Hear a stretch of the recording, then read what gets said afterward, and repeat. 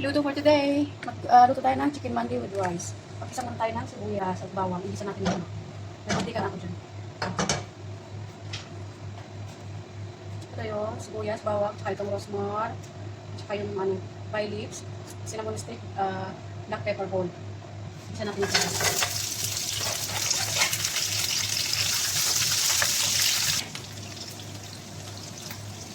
lagyan natin yung chicken natin.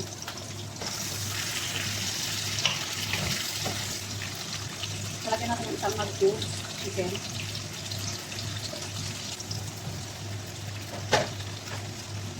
Takpan muna natin. Lagyan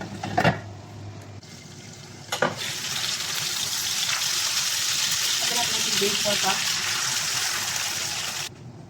Pakulaan natin ng mga 40 minutes. Balikan natin mamaya. After 40 minutes, luto na yung manok natin. Gawin natin siya kasi lalagyan natin sa oven.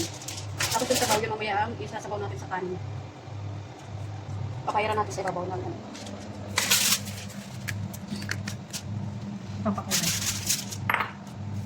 Tomato paste. Olive oil. Tapos paharap. Konting asin.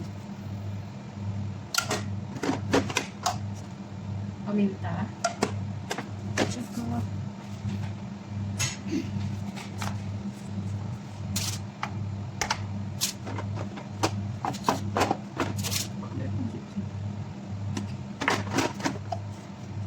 curry powder.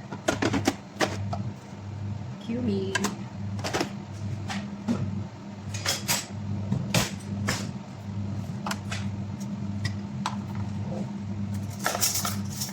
Tsaka red na food coloring. Para kulay siya.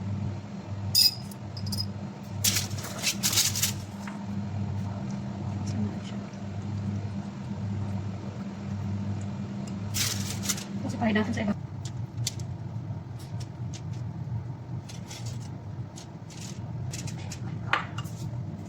Spray natin ng olive oil bago natin lagay sa spray natin sa oven. Sa kanin naman, ayan, nagluto na tayo ng kanin habang nasa oven yung chicken. Mag-isa naman tayo dito ng sibuyas. Lagyan muna natin ng oil. Chop na onion.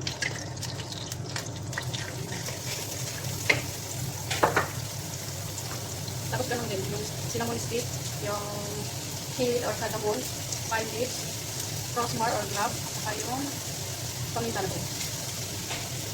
Lagyan natin, meron ako dito kanin, 2 cups to. Lagyan natin.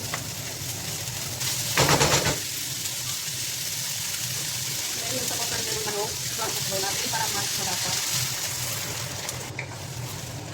Pakulan lang natin hanggang maluto siya.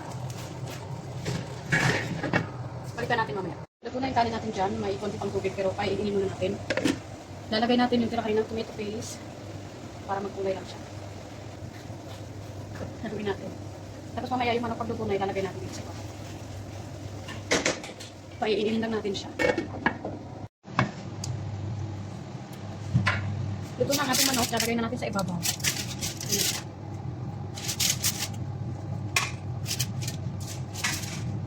Tapos lagyan natin ng lemon. Done!